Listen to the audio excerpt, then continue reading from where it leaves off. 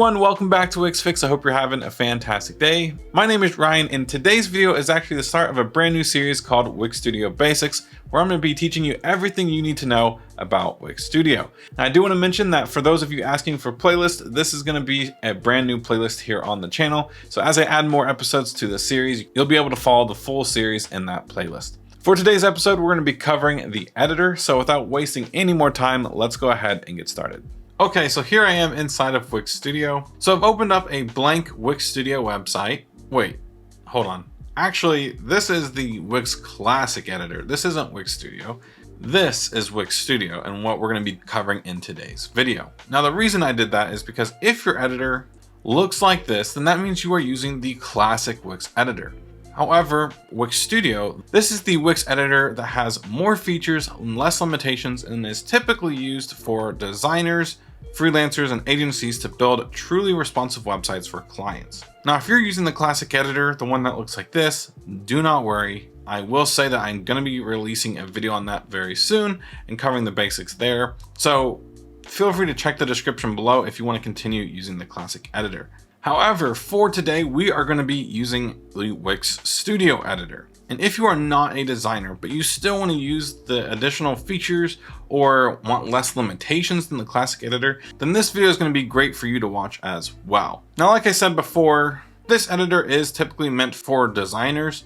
But if you're not a designer, but you still maybe want to use some of the pro features or have less limitations than the classic editor, then this is going to be a great video for you to watch as well. Now, I also want to mention that today we're just going to be covering or touching the basics of the fundamentals of the editor. We're not going to be designing anything too crazy, but I'm just going to be showing you the fundamentals of the editor and the basics for how it works. In other videos in this series, we're going to be diving a lot deeper and expanding on each of these features that I'm going to be talking about in today's video. But again, we're just going to be touching on them in today's. Without further ado, let's go ahead and get started. The first thing I want to mention is I want to break the editor down into 4 parts. 1, we have the top bar right up here. Over here on the top left, you can easily manage a lot of the things for your website. So you can go to your website's dashboard. You can do a lot of website settings here. You can do tools for the editor, and you have some view options down below that. Next to that, we have our drop down for our pages. So when we add pages, we'll easily be able to toggle between them here. Over here in the middle, here is where we can actually change which breakpoint we are seeing. So as you can see, we have 3 breakpoints by default.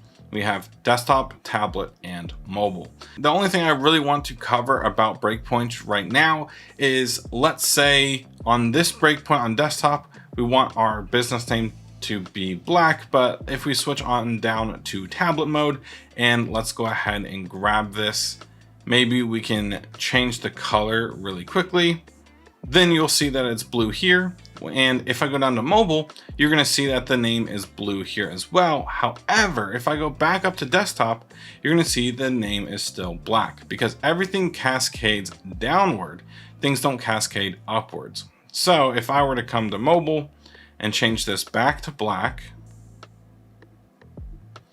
and I go back over to tablet, you're going to see that it didn't affect it because it doesn't cascade upwards. It only cascades downwards. So that is the only thing I really want to cover with those. The other thing that I want to cover here is the editing size. So right now you can see it is 1280 pixels. And basically what that means is our canvas right here is 1280 pixels in width. Okay. Then over here, we now have the undo button. So for example, if I come down to tablet, maybe we didn't like our change that we made the text blue. So I can just continue to undo it until we fix our mistake there. Great. Next to that, we have preview. So once we are done designing our website, what we can do is go ahead and press preview, and we'll easily be able to see our website and check its responsiveness. Once we are happy with that, we can go ahead and publish the website. And I would also like to mention that if we go back into the editor by pressing edit site, we also have the publish button here as well. So this button right here is basically what's going to make any changes that we do public to the world to see. So we always want to make sure that whatever we do here, we check it as much as we can before we make it public. Then over here on the right hand side, we have our inspector panel. As I kind of showed you with the text over here, when we grab this item, you can see we have a bunch of different settings that we can design it with. We can design it by changing the text. We can change the font. We can change the color. We have a bunch of different type things. And then we also have position elements here. And then depending on which element you have selected, you're going to have different settings that you can then apply. But we're not really going to be covering that too much in today's video, because like I mentioned before, we're going to be diving deeper into that a little bit later in this series. And although we kind of already covered it, here is our canvas. So right up here at the very top, we have a header. At the bottom, we have a footer, and in between, we have our page sections. Now, if the terms header and footer are a little bit confusing to you, I'm gonna head on over to this website to kind of give you an example. Right up here at the top is our header, and this is typically what you see on most websites. And if I scroll all the way down to the bottom of the website, you are then gonna see the footer for the website, right? And then if I go ahead and change to a different page, you're gonna see that the header is the same here, and the footer is the same here on this page as well. However, the content on the actual page is different per page. So that is exactly what the header and the footer are for your website. And then you can notice that when I have either the header or footer selected, they are green. However, the sections in between the header and footer, otherwise known as the page content, is going to be blue, basically signaling to us that this content that we're building here, or this section, is only going to be visible on the home page. But again, we're going to cover that a little bit later. The last thing I want to mention over here on the left hand side is basically how we add things to our website. The add elements allows us to add a bunch of different things like images, titles, paragraphs, buttons, different shapes, menus, and stuff like that. And then if we don't find what we're looking for here, we can either search for it, or we can look through the different options over here on the categories, and the different categories over here. And there are a lot of different options. Underneath the add panel, we have layers. So for example, one thing I really love about layers is, let's go ahead and add an image really quickly. If I go ahead and duplicate this image, you can see right here we have an action bar, which allows us to change the image. So we'll go ahead and change this, and we'll just change it out for this image here. And what I want to do is, maybe I wanted this image to be on top. Well, I can come over here to the layers panel, and I can just switch the order of them just like that. Also, if I go ahead and add a blank section underneath, and just as an example to make it very obvious that they're different sections, I'm going to go to the background color and change it to black. Now let's say we wanted our black section to be above our white one here. So again, just like I kind of showed you in the layers panel, we can just simply reorder the things just like that. And it's super easy to kind of reorganize our things in our editor. And also sometimes, in some cases, for example, if I have this image here that's overlaying the image, but I want to grab that one underneath, I can then use the layers panel to make sure I grab the correct image. The next icon underneath that is pages. So here, if we want to add a new page, we can simply just go ahead and click add new page, and then we can rename this to maybe about us. And so what we can do with this setting is we can toggle between the different pages. Optionally, if this is closed, it's sometimes a little bit quicker to use this little drop down to toggle between pages. But as I'm toggling between the different pages, look at the header and footer and just see how they are the same on both pages.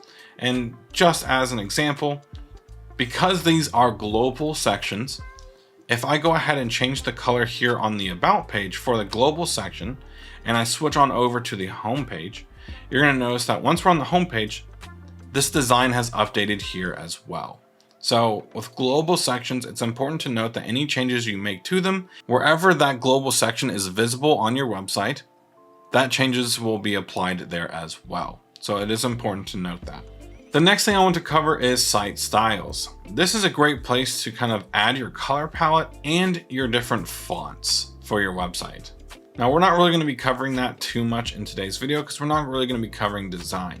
But if you already have custom branding for your website, here you can easily click on this and all of your titles will update it to a different font. So for example, if I go ahead and grab a title here and I grab a paragraph here and just place these right underneath each other and go back over to site styles, this one right here, the top one, is typically going to be for your titles. So if I go ahead and update this to, we'll say Sacramento font and press update, you're going to see how the title font here has updated. Same thing for the paragraph. If we want to change this to a different font, let's say Sign Extra Bold and press update, you're going to see how that updates here as well. Now, obviously, what I just did is very ugly and these fonts don't match each other. So I'm just going to simply undo these. But I just wanted to show you how this top one right here is typically for your title headings. And then this one down below that, typically going to be paired with your paragraphs. Now, I also want to mention colors right here. So for example, if I go ahead and grab this button right here, and let's just make the background color our blue, right? Well, if we go over to our site styles, we can actually click on our accent color here. And let's say we want to change this to orange and press apply. You can see not only does it change it in our site styles here, but anything on our website that was using our action color that we selected is then going to change it. You can see it changed it in our header as well. So site styles is a great way to make site-wide changes, to apply design changes site-wide with color and fonts without you having to go element by element and changing them manually. Underneath site styles, you just have your media. So this is kind of the place where you upload your videos, your images, your icons and stuff like that. And then you could easily apply them to your website. If you don't have images, the great thing about Wix is there are 2 free options that are actually pretty good. You can do media from Wix, which have really high quality stock images that you can use. Also, there is Unsplash here down below that. Again, really high quality stock photos that you can use. There's also Shutterstock, which is paid. So you can typically find really nice options here, but again, you're gonna have to pay for those. In my personal experience, I've always used Unsplash because the images are such high quality and they're free to use.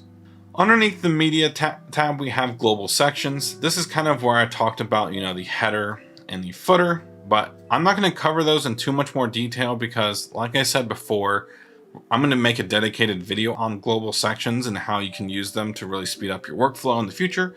So I'm not going to cover them in too much more detail, but underneath global sections icon, we have the app market. So here's where you can find third-party apps. Also, if you come down to Wix Business Solutions, here's where you can add like the Wix store, the pro galleries, the blog, bookings, events and tickets.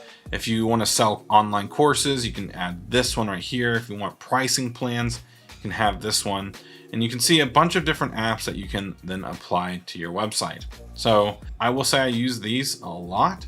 And then there are some times when you are using third-party tools who typically will have like an app for you that you can integrate to your website. Like, for example, QuickBooks. If your business uses QuickBooks, or maybe you use Klaviyo's email marketing, you can then link your accounts here. And the rest of these things get a little bit more advanced, so I'm not really going to cover these in today's video. But that's kind of basically the main gist of the editor. But before we end the video, I do want to mention kind of like the main thing that you'll be doing in this editor. One, you're going to use the left-hand side to add elements to your canvas. And then you're going to be using the right-hand side to actually edit the content that you placed on the canvas. And that's kind of the main gist of this editor. So you use the left-hand side to add things to the canvas or your website, and then you typically use the right-hand side to edit the things that you've added. But like I said at the very beginning of the video, I just wanted to touch on a few things. I didn't want to cover everything in too much detail because we're going to be creating additional videos that goes far more in depth in each of these things in the future. So make sure you are subscribed. And if you're watching this in the future, then you should be able to check out the playlist in the description below and have more videos for you to watch in this series. But that's basically gonna wrap it up for today's video. If you all did enjoy, please consider giving this video a like and subscribing to the channel for more Wix Studio content coming out really soon. Thank you all again, and I will see you all in the next one.